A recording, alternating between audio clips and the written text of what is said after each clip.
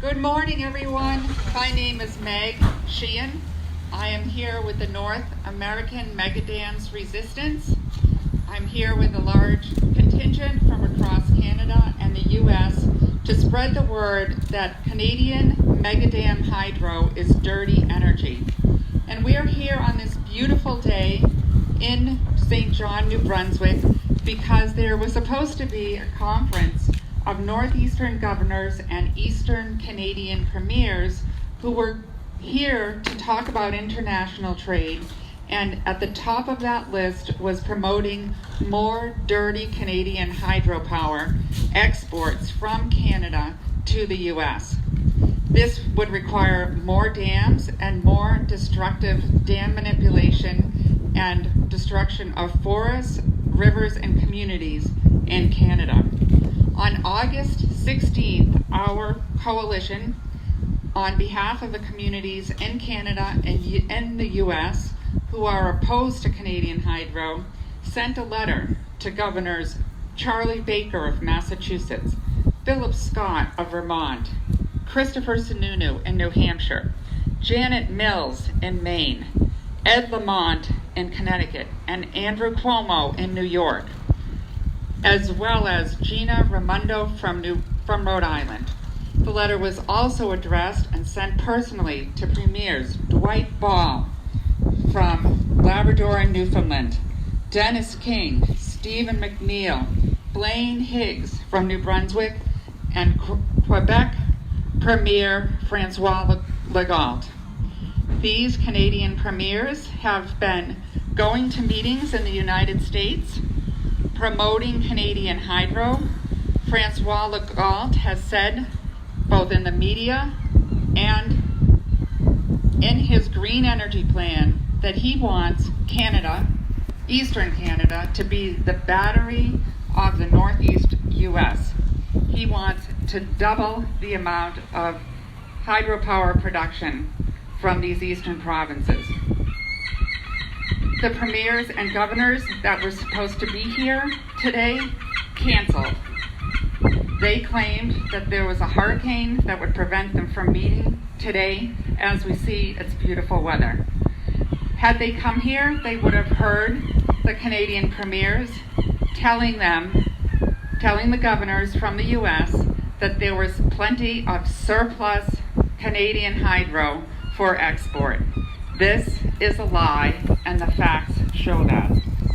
There are 3 transmission corridors proposed for the United States, for the Northeast in particular: the Central Maine Power Corridor through Maine, the Clean Energy Link through Vermont, and the Champlain Power Hudson Express through Vermont to New York City. These transmission corridors are in either the permitting process, as is the case in Maine, and there is tremendous opposition all along the corridor line for a number of reasons. And you'll hear more today from folks opposing that corridor who traveled from Maine to spread the word about Stop the CMP corridor. The so-called Chippy line in Vermont, through Vermont to New York City, is being looked at by Mayor Bill de Blasio as part of his green energy plan. We all know that Canadian hydro is not green, it is not renewable. In Vermont, the Champlain, the Clean Energy Link, again going through the state of Vermont and down through Lake Champlain, is also almost ready to go and permitted. So we have 3 transmission corridors that we're opposed to, that we will be fighting. A 4th one, the Northern Pass in New Hampshire, was recently withdrawn by Eversource, the utility that was promoting this power line, after a long, contentious 8-year legal battle, and it faced massive opposition throughout New Hampshire. So we wrote this letter on August 16th to the premiers and the governors, asking them for the opportunity to come and present the case. We wanted a mandatory session at their conference on the human and ecological impacts of Canadian hydropower. Shockingly, they never responded. They never provided us with even a side meeting or the opportunity to come to one of their business-to-business seminars that were opportunities that were offered to industry to come and promote hydropower and any other energy issues. Our letter was ignored, and that is why we are here today to send a message that they need to hear the other side of the story about Canadian hydropower. We wrote in our letter that their conference lacks a human and ecological rights perspective on this issue, and that at a time when Indigenous and non-Indigenous water defenders here and around the globe are struggling with the negative impacts of large dams, and Crown Corporation's Hydro-Quebec and Nalcor and Manitoba Hydro are promoting more dams, more destructive dams, it's imperative that the voices of those impacted by the conference's energy policies be heard.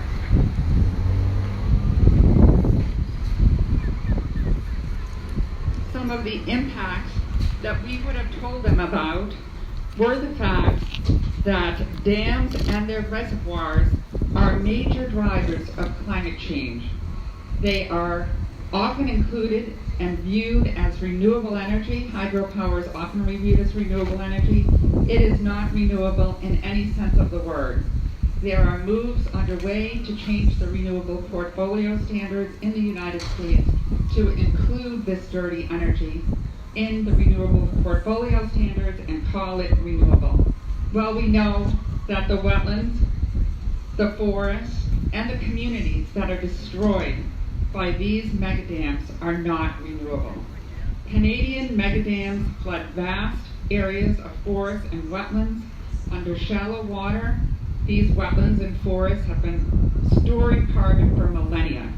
When flooded, the carbon decomposes, releasing CO2 and methane, a potent greenhouse gas. The trees and wetlands are gone forever. They cannot grow back to remove the CO2 in the future because they're flooded under massive reservoirs.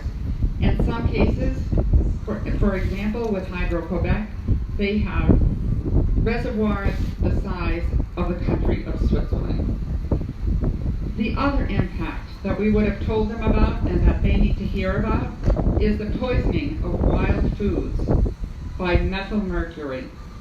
Mercury is naturally present in the soil and vegetation on our lands, and when flooded, it is converted to toxic methylmercury by bacteria in the water column. This methylmercury bioaccumulates through the food chain and can persist in some species for 30 to 50 years, requiring communities to abandon the wild foods they have relied on for millennia, or risk eating foods contaminated with methylmercury. Across Canada, there are advisories along the rivers saying that there is contaminated food in this river and advisories against eating fish. In the case of the Muskrat Falls mega dam being built by Nalcor Energy in Labrador, there were two 2016 studies by Harvard University that are currently being ignored. The 2016 Harvard study says that Inuit methylmercury exposure is forecast to double following the flooding of the reservoir. Nalcor and Premier Ball ignored that study, and the reservoir is being flooded as we speak. The Harvard study also said over half of the women of childbearing age and young children in the most northern communities are projected to exceed the US EPA's reference dose. That greater or equal aqueous methylmercury concentrations relative to Muskrat Falls, these unacceptable levels, are forecast for 11 dams across Canada. The companies promoting these megadams as renewable and clean and green include Hydro-Quebec, Nalcor Energy, which owns Churchill Falls in Labrador, one of the world's 10 largest dams. It is building and almost completed the Muskrat Falls Dam, and it has the third Gull Island Dam in the planning stages and ready to go. You'll hear more about that from our friends at Labrador Land Protectors and Grand River Keeper. Hydropower and megadams are an outdated energy source. Hydro-Quebec's and Nalcor's claims of excess capacity are a lie. There is a megadam construction boom going on across Canada. New dams and new transmission corridors undermine innovation and our investment in renewables. So we urge you to listen to our speakers and join our effort to stop megadams. You can go to our website, northeastmegadamresistance.org, and check us out on Facebook. I would like to introduce our speakers. That would be, next up, Eldred Davis, a Southern Innu elder from Labrador who has come to talk about Muskrat Falls. Rita Manias from the Pikamikachak Nation territory in Manitoba, as well as Noretta Misswagon, who have traveled very great distances from Manitoba to tell us about the impact of dams on their communities. And we will also have Roberta Benefiel from the Grand River Keeper in Labrador, who has been fighting the Muskrat Falls Dam for many years, as well as folks from Maine who will talk to us about the Central Maine Power Corridor and why that is a bad idea. I'll turn it over to Eldred Davis for a few remarks. Thank you, Meg. I'm Eldred Davis. I was born in Happy Valley-Goose Bay in Labrador, and I grew up there and spent most of my life there. It's situated on the north bank of the Grand River. It says Churchill River on your maps of Labrador. It's always been the Grand River to the earliest inhabitants, and it is a sandbank, and a large portion of the river itself downstream of Gull Island is quick clay, sand, and just loose soil. My brother lives on the bank in the house in which we grew up, and he's already had to move it at one point, and he's getting closer, and he is fearful that the North Spur, which is part of the Muskrat Falls Dam, which is built on quick clay, is going to collapse. A lot of people feel the same way. It's a precarious situation. The constructor, owner of the Muskrat Falls Dam, Nalcor, reassures people that it's safe, and they use false information to justify it. In the meantime, there are plans to expand to Gull Island, which would be a third dam on that river, which would convert it into a series of reservoirs, not really a river anymore. In the meantime, the CEO of Nalcor, the company that's building these dams, insists that methylmercury is harmless.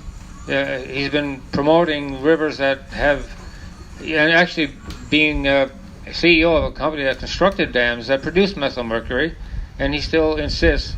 Of course, he would insist that it's not causing any harm. Otherwise, he might be forced to stop or at least reconsider.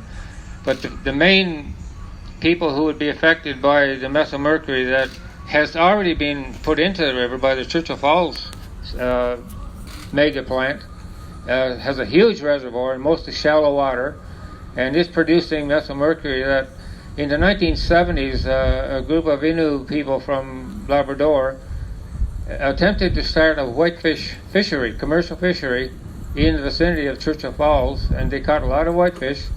They were sent for testing, and it came back after testing as unfit for human consumption because of excess amounts of methylmercury. And this is in the early stage before people realized how dangerous methylmercury, or how it's so common in fish that live in reservoirs or adjacent to reservoirs, downstream from reservoirs even, that they collect the methylmercury from fish that go through the turbines. In Churchill Falls, you can see the water coming out the gulls there, and the fish, according to the promoters records and research, the fish eat all the dead fish, and they get more methylmercury, so they're loaded with it, and it flows all the way out to the Atlantic Ocean, small amounts. But the people at the far eastern end of Lake Melville, which is adjacent to the ocean, depend on Lake Melville for a large percentage of their food, fish and seals. It's an Inuit community, and they are fearful that their main food supply will be inedible. So they're very concerned, and some of them would like to be here today, I guess, but it's a hard distance to get to. But the other thing is that the very fact that of resources, Labrador people really have no say in it, and we put up with it, we object to it, and we fight it in courts and everything else, and they throw some of us in jail. But we haven't lost the battle completely. We still have Gull Island, which on this historic river, it should be preserved. It's an amazing canoe trip. But the problem is Newfoundlanders look at Labradorians predominantly as native cultures and second rate. They will do what they want with Labrador, and we have no choice. We don't have strong representation. And in the meantime, they will just keep building dams. And despite the fact that the Muscat Fall Dam that they're just recently completed and is still not powered up, is going to cost $15 billion probably, in a population of 500,000, maybe 25,000, 30,000 taxpayers. It's almost certain bankruptcy for that province. So it's just so ridiculous in all fronts. This project should stop now before they release any more methylmercury. Open the spillway and let the waters flow like it should. Let the water level go back. It's horrible to watch a river. I grew up living on the banks of that river, and I've traveled the river many times. And to see it converted into stinking reservoirs is very hurtful. And they really couldn't care less. You know, like a lot of money being taken out of the system, put in the pockets of the politicians, and that's all we'll ever see from it. I guess more debt and less productivity from anybody else that's involved with the river. For now, that's all I have to say. Thank you. Thank you, Aldred. Rita, would you be willing to speak to us?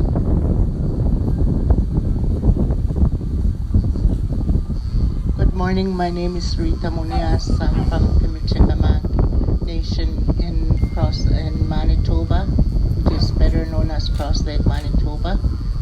And we've been affected by hydro dams in such a devastating way that we lose lives, that we lose, there are foreign diseases that we have now that we never did have before the hydro projects. I was born right in the middle of the time pre-project and post-project, and I have seen all these devastations, all the erosion of the land, the contaminants that go into the river system brings on some medical problems to our people. We have a lot of sugar diabetes, heart problems, cancer recently has taken lives of our people, like back to back, like 1 week. Then another dies from cancer, then another. Young people, children, youth, elders, and we are on the verge of getting an independent study done on all of these diseases that we experience in our territory. Not only that, that's not the only way we lose our people. We lose them when they're practicing their traditional pursuits, hanging ice, submerged debris. There are a lot of people who we lost in these so many decades of this devastation. And I believe that people should be made aware that what Manitoba Hydro and other hydro corporations promote is not true. It is not clean. It is not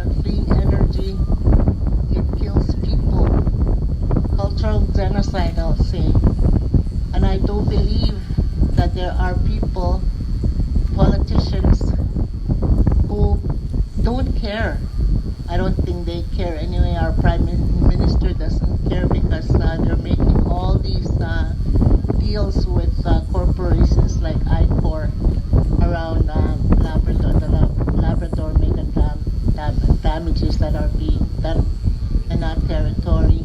Meanwhile, we are here too. We are connecting, networking with other corporations, other land protectors and water protectors, people, groups, and so forth.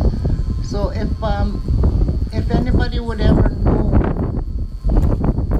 that this devastation is mega, and I mean humongous, people should be aware that it's not good for their future generations. It's not good for them, and that we need to address this issue to the fullest and the fullest extent that that can be done, and we have to make that great effort to let the governments know that what they're doing is they're killing people. I'm saying killing people because politicians, I don't think really care about people. They're doing their own cultural genocide upon their people as well. Much more, they're doing that to the indigenous people of this country and the United States. So with that, that's the message that we would like to bring across here, that the environment is destroyed and the people who live in it are destroyed as well because they are slowly deteriorating from life, and people will have to know that and will have to see that. So we are on Facebook, and this is the story that we would like to get out there today because of the conference that we're supposed to have with the governors of the United States and the premiers of New Brunswick, Ontario, Nova Scotia, Labrador. So with that, we are making that effort to talk to those people in front of their faces and to make them realize that what they're promoting and what they're promoting as clean green energy is absolutely not true, and that people should know about it. Thank you. Thank you very much, Rita. Noretta, Miss Wagon will be our next speaker. She traveled a very long distance from her community in Manitoba, and we are very grateful that she is here. She is on the Executive Council of the Pimicikamak Territory in Manitoba. Thank you, Meg. Mistam nivjata miskog hindi Pimicikamak ikiskistotat no mistai nasits me pajamat panyag tansip Pimicikamak. I was just greeting the people from back home. We've been faced with much death in the past couple of months, a lot of cancers and sadly suicide. So I'm just greeting our people, thinking about them every day. The dams, I don't know much about what happens in politics and what happens in big business. All I know is what has happened in my life and how the dam is, you think you look at me and I'm okay, right? She's fine, she's healthy, she's got good kids, she's got this and she's got that. We're fine, right? We're fine. We're not fine. When I was a kid, the summers were very, very busy. It was fun. My uncles fished. They brought in the fish. My aunties and my mom and my grandma were ready. They prepared the fish.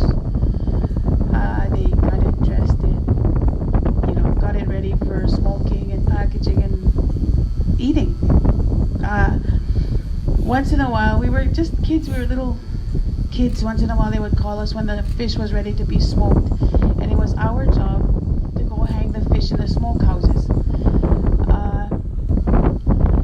So we did that, but at the beginning of the summer, before the fishing started, my grandma would always take us kids out to gather dried, pretty sure it's birch, but it's an orange dry wood, and that's what we use to smoke the fish. So we'd go gather that and then wait for my uncles to fish and my aunties and that, and we'd go hang the fish. And then when they were done, at the end of the day, it was our job to go get them and package them and put them away, or go give them to my mom and them. And to today, where when I was asked to come here, I mentioned it to my children. And one of my sons said to me, when he hears me speak about how I grew up, he said even then we were a little bit better off than our children, than my children, because he said, Mom, you were employed. Even when you're a little kid, you had a job, you had a place, you had a role. It's not like that for them anymore, because we can't fish off the land anymore. We can't even drink the water, we can't even swim in it.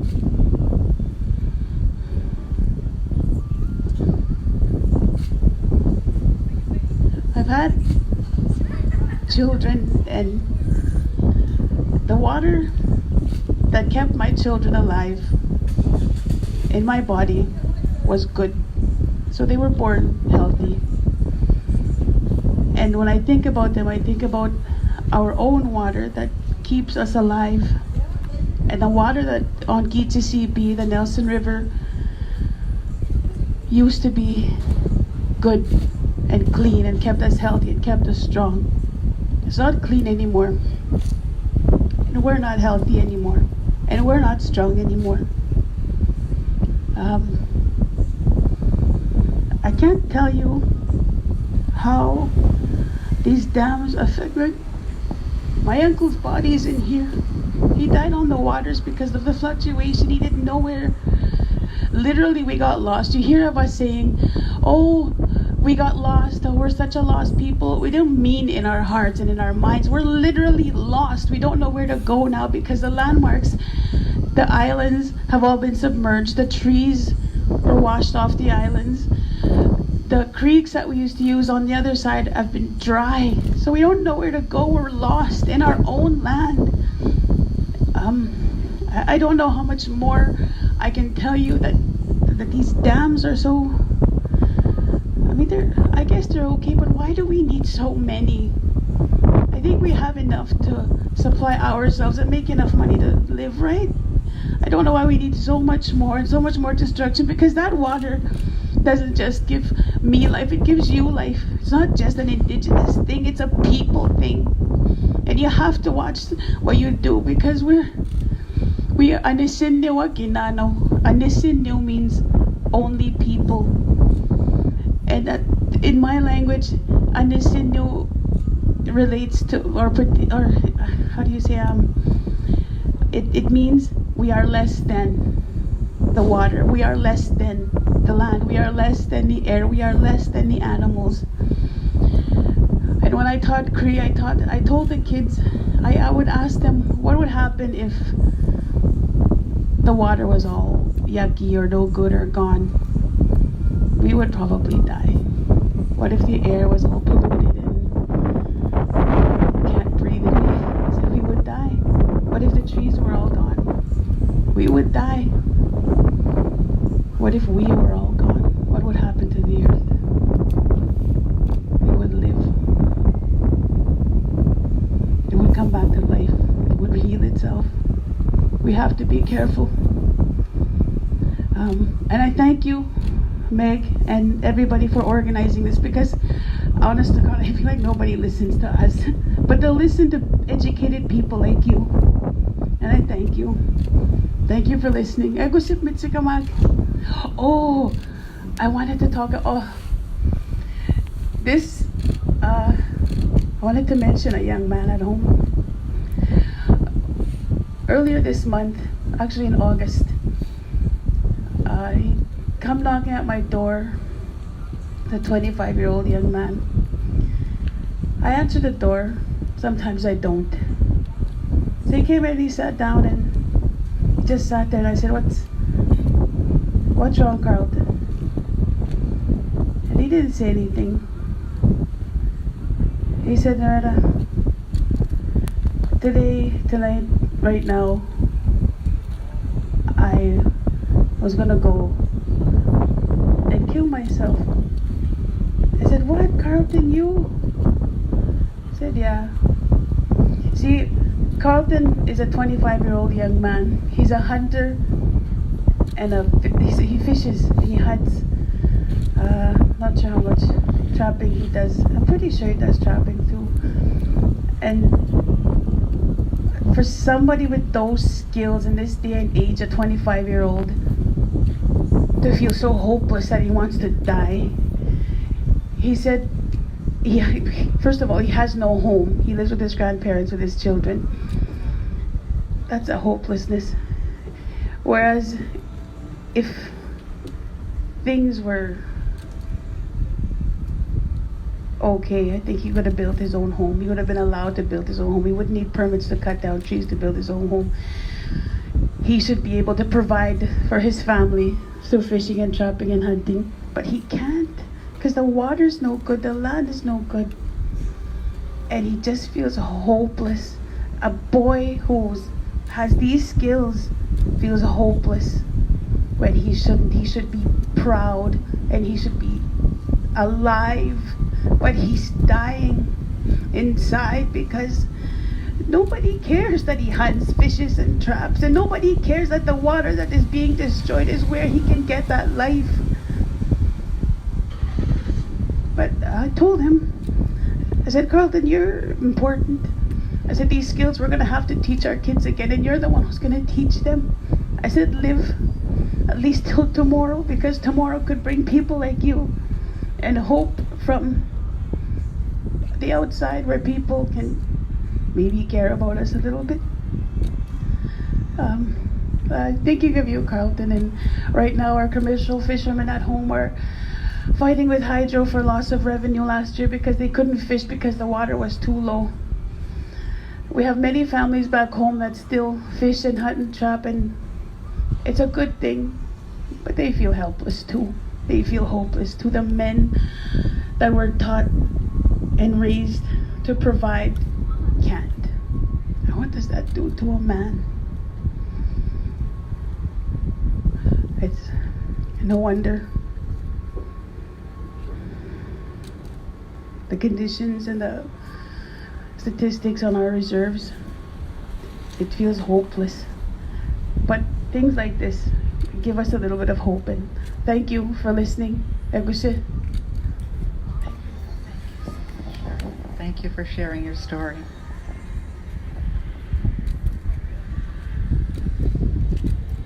Well, thank you for that moving story, and that is really from the front lines of the places where these dams have been built since the 1950s. In Manitoba, Rita shared with me that there are 7 large hydro dams just in her territory, and there are several other territories surrounding that.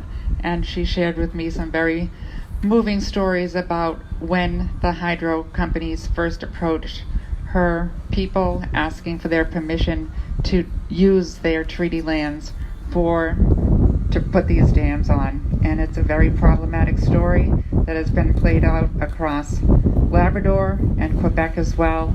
I'm sure we're all perhaps aware of the struggles in Quebec, Canada in the 1990s when there was another large dam complex proposed by Hydro-Quebec, and the Cree people from there went to New York City and talked to Governor Cuomo at the time and urged him to not buy hydro from Hydro-Quebec because of the damage to the land and the forest and the people, and that project was canceled. We here in the U.S. seem to have forgotten that story, but we at North American Megadams Resistance Alliance are committed to reviving that story and reminding everyone about the negative impacts of Canadian hydro on our neighbors and friends in the north. And again, part of that strategy and part of our effort is stopping the transmission corridors. Right now, one of the most controversial corridors in the U.S. is the Central Maine Power Project. And so I will turn this over to Becky from Maine, who will talk to you from her perspective. She has been a chapter chair at the Maine Sierra Club for many years, and along with Joan Sachs, have come a long way and helped to organize this effort and have really engaged the Sierra Club with our effort, and we really thank the Sierra Club for their support. And Sierra Club Canada as well. We have Gretchen Fitzgerald from Sierra Club Foundation of Canada, and I'll turn it over to Joe. Hi, I want to also give Joan a chance to speak. Sierra Club Maine is in this, we're here today expecting that we would be able to communicate with our governor. We've had a lot of trouble reaching her on this subject. Janet Mills has come out in favor of the corridor that is passing through Maine, through 145 miles of forest in the western part of Maine, down to Massachusetts, where it will go into the ISO New England. That's where it's planned to go, to the ISO New England pool, and it's been called the Northeast Clean Energy Connect. This project is neither clean nor green, as you've been hearing. It's planned to cross a huge number of wetlands and streams. It's putting a large number of people out of jobs, and that seems to be not only the local people where the dams are built, but it's also putting jobs out where the energy is provided. There's no concern for what's happening locally, and the energy provided is actually not assured to us. They say it's clean, but they cannot tell us where it comes from. In fact, Hydro-Quebec has never showed up at any of the public hearings in Maine as we were looking at asking the questions of them. So they just stayed away. It is, for the benefit of their shareholders, many of whom don't even live in North America. It is a Spanish company that is a holding company, and they can't even provide power reliably in Maine at the present time. We've had a lot of problems with Central Maine Power this last year, overbilling and underreporting and unable to provide the power or repair situation. So this is a seriously big problem that they are coming through Maine, planning to come through Maine, and not living up to environmental laws. We are actually fighting them by requiring them, or hoping to require them, to do an environmental impact statement, which the numbers of streams and wetlands alone should require them to do. And so it's a very serious problem. We are here because of our own children, but also for the children in the local communities, both indigenous and other, who are seriously impacted by methylmercury and locally. Methane is a huge greenhouse gas problem. We talk about carbon all the time, but methane is a much bigger problem than carbon, and these reservoirs are emitting methane from the very get-go. So I'd like to give Joan a chance to speak as well, because she's been fighting Quebec Hydro for a long time.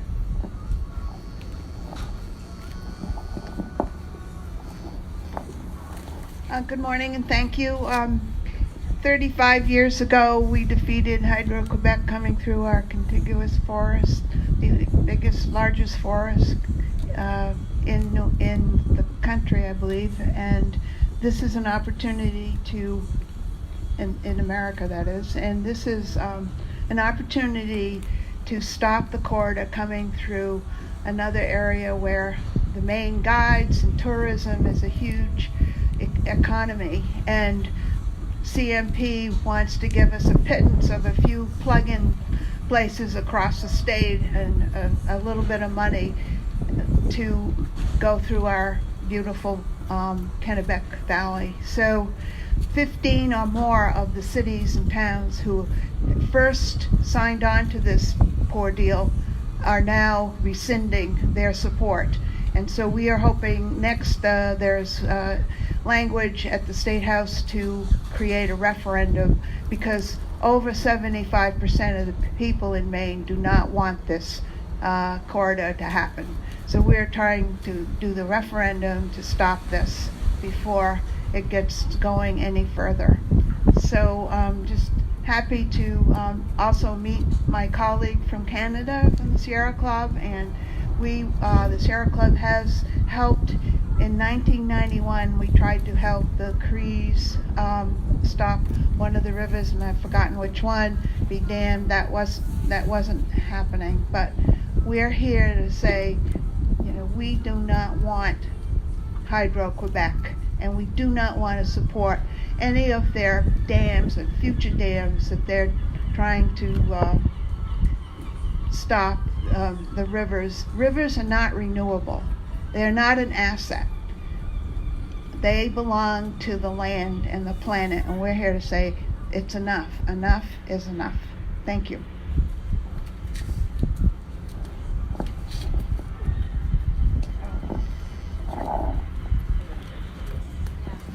I am reminded also that many of us know that the world, the planet, has 1% potable water, or had 1% potable water, and it's always 1% potable water. The rest of it is salt water, and we all are drinking water that has passed through many generations of plants and animals and ancestors. And I think we have to learn to be better ancestors for the future, because there is no way to generate more clean water, real clean water that has been through the water cycle. And as I just hope that we can really learn more about how to be better ancestors in the future. So.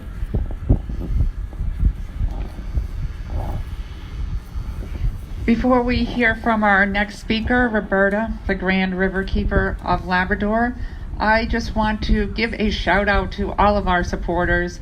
We might look like a small group here today now that the governors and premiers have abandoned the conference, but we do have a very strong network. We're supported by the Sierra Club, over 700,000 members.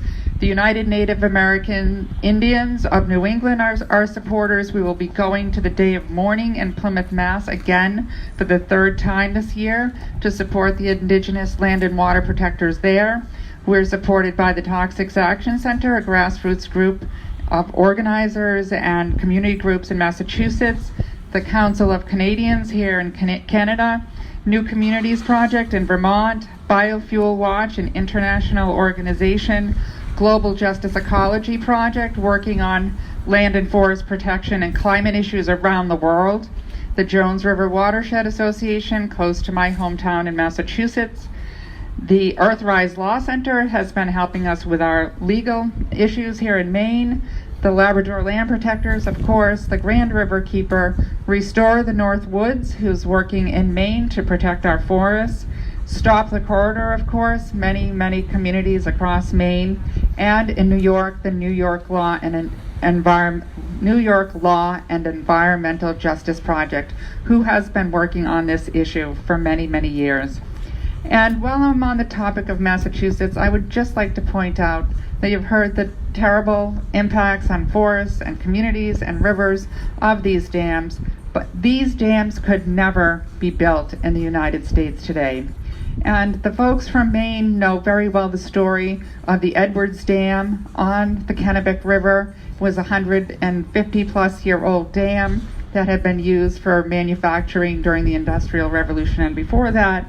In 1999, 20 years ago, that dam was removed at great expense, millions and millions of dollars, huge effort for many years by the state, federal, and local governments to take that dam down to restore the fisheries. That was the primary reason, the Atlantic salmon. So that started a trend in the United States of removing dams. Since then, in the last 20 years, 1,100 dams have been removed in the United States. And I really constantly point this out to Governor Baker of Massachusetts, my home state. On Earth Day in 2019, he was standing at Town Brook in Plymouth with great fanfare, and he got his name in the Boston Globe and lots of media because he had allocated $6 million to remove a very tiny dam on Town Brook in Plymouth in order to restore the river herring population. Well, Governor Baker, there you are, hypocritical, taking down a dam and patting yourself on the back for that, while at the same time supporting the Central Maine Power Corridor through Maine for 1,200 megawatts of so-called clean energy to Massachusetts, and destroying the forests of Maine and perpetuating the cultural genocide and the environmental destruction in Canada. And to quote the Innu grandmother, Marjorie Flowers, Inuit, from Labrador, who has come to the United States to speak before, these are blood megawatts. These are megawatts that are being extracted on the backs of local frontline communities, just like the blood diamonds of Africa were extracted there at great cost to human life. And with that, I will turn it over to Roberta, and she can tell you the story of Muskrat Falls in Labrador. Thank you, Meg. Thank you, everyone. I first want to explain, we talk about Hydro-Quebec, and I want to explain how that is a connection to Labrador. Back in the 1960s, late 60s and early 70s, Hydro-Quebec helped the Newfoundland government finish the project called Churchill Falls Hydro Project, which is at the time, and still was for quite a long time, the largest single output of power in the world at 5,500 megawatts. Even Hoover Dam doesn't come close, by the way. The only one that's topped it is the Three Gorges Dam, and of course they've got lots of dams on several different rivers. So when we talk about Hydro-Quebec, I want you to keep in mind that Hydro-Quebec at any given moment of the day is producing power in Labrador on the Churchill River, which we call the Grand River. We are the Grand River Keeper Labrador. We took back the name of the river because, colonial interests took it away from us and called it Churchill River because Winston Churchill helped finish it as well. So Hydro-Quebec is producing power at any given moment, selling into the United States and possibly wherever they sell power. And so that is the connection between Labrador and Hydro-Quebec and Nalcor Energy, which is the proponent of our current dam on the same river, the Muskrat Falls Dam. And the coffin you see right here, my friend Jim Learning, who went to jail for 10 days with Eldred Davis, and went to a maximum security prison, 600 kilometers away from home, and also went on a 10-day hunger strike, which actually ended in 6 days. But, the coffin is a representative of all the rivers across this country that are dying and are being proposed for a further hydro development. And on our river, the Muskrat Falls project is near completion. The Gull Island project is planned, which would be halfway up the river. That project will kill our river totally. It'll be nothing but 3 major reservoirs. And the dying of the rivers, as far as I'm concerned, throughout the world, is the dying of humanity. I cannot state any stronger that when the rivers stop flowing as they did, and as they originally were planned to do, and the fish start dying because they don't have the nutrients that are held behind those dams, and we start trying to figure out how we're going to get protein and eat. I tell you what, it's a real shame that we have to come to that kind of a situation before we all step up. Yes, there's a small group here today. Yes, we are representative of huge numbers. We can't afford to all travel to places like this. We have to help each other out, and that's why you'll see small groups in a place like this trying to get the message out. But trust me, the message is getting out to a lot of people, and Muskrat Falls is going to devastate a small province. The province of Newfoundland and Labrador has 550,000 people. That project was sanctioned by two previous premiers, Danny Williams and Miss Dunderdale, at $6.2 billion. And at the time they sanctioned the project, they already knew that there was $500 million that was not included in the price of that dam. It is now at $12.9 billion, and by the time it's paid for in 50 years, it will cost the people of the province of Newfoundland, the poorest province, I would say, in the whole country, $78 billion, including the interest. There is no way the people on the island will ever be able to pay for that. It's devastation. Talking about us being here and the governors of the northeastern states not being here and the premiers not being here, well, we're kind of used to being ignored. We sent letters before all of this took place and asked to be involved in the convention and to be able to speak to them about our concerns about hydro, and we never got not an answer, not even an acceptance letter. And we're used to that in Labrador because I've spent my own time sitting at a computer and writing letters and never getting an answer. We also sent a petition for 1,000 signatures on it from our community, which is only 7,800 people. And we asked that an independent inquiry into Muskrat Falls be started. And while we didn't get an answer, it was Premier Dwight Ball's idea to start an inquiry once he got elected. But the problem with that is his mandate to start the inquiry for the judge was so narrow that no one can be held responsible at the end of it all. When this judge releases his report at the end of this year, he cannot call out any single person. He cannot call anyone guilty of any wrongdoing. He can simply point out the facts, and what happens after that, who knows. So,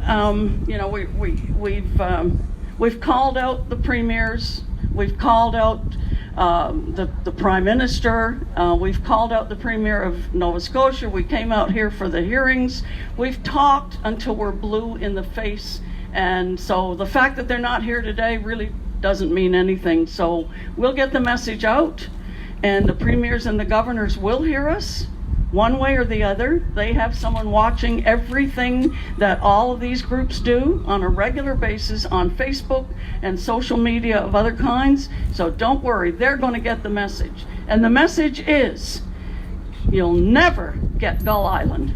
You'll never totally destroy that river over my dead body. I'll be in here before I allow Gull Island to go ahead. And honestly, that is all I can say. I'm 73 years old. If I live long enough to put that, a bit of more of my energy into it, Gull Island will never take place. And we need to be saying that all across this country, because every single proponent or utility in the Canadian sphere is a Crown-owned corporation. They spend public money. They spend money from every one of us, and they do whatever they want to with it because they are stronger than the government.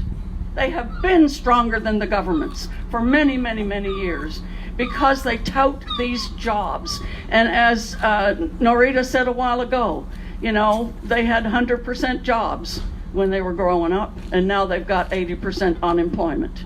So the jobs go to energy people, from all over the world. Engineers from all over the world get all the money, and then we end up paying the bill. So premiers and governors, be forewarned. You are not going to get Gull Island. And thank you so much. Thank you, Roberta. We admire your efforts. I will just wrap up, unless anyone else would like to provide some remarks. I'll just wrap up by saying there is hope. I'm an eternal optimist. I think it's very hopeful that everyone is gathered here today, and we have gotten so much support. We've also got support from the Alliance of Hydro-Impacted Communities in Winnipeg, where many of us will be gathering in November to further talk about strategies on stopping Canadian hydro. We appreciate their support. They're on Facebook as well, and that's Hydro Impacted CA if you would like to find them and learn more about the work that Rita and others are doing with that alliance. And back in March of 2019, when it was International Rivers Day, Roberta urged me to put out some messages and put out a press release to highlight the work that she does every year on International Rivers Day, where they have a boil up on the river and they take their sleds out onto the ice and celebrate International Rivers Day. And I happen to have some contacts, alliances with groups who are fighting a dam, and Sumatra seems very far away, I know, and totally disconnected, but around the world there's a huge mega dam boom of these dams being built, and I happen to be connected with a group there that was trying to save one of the world's last remaining intact rainforests, the Lasur ecosystem, where there are rare orangutans, last remaining Sumatran elephants, and we joined with Save the Forest groups there and Save the River groups to fight back against a Chinese-funded hydro dam, much like the ones that are going in Laos and in Cambodia and Vietnam. And last week we learned that the courts rejected that permit and that dam has been canceled, as well as a big dam in Uganda. So these are all frontline communities. These aren't big groups fighting, and I feel like we can do this. And maybe there's been a lot of environmental destruction, but as Joan said, enough is enough. We stopped Hydro-Quebec once in the 1990s, and we can stop them again. And I will join Roberta in the coffin if Gull Island gets built. So no mega dams, and thank you for coming. And please find out more on our website, northeastmegadamsresistance.org. There are petitions to sign. There's a change.org petition going around that helps to support the effort at Muskrat Falls and preventing the methyl mercury poisoning. Folks are on fasting in support of the Muskrat Falls resistors and the Labrador Land Protectors. You can find that on Facebook as well. So thank you for coming, everyone, and thank you for your support.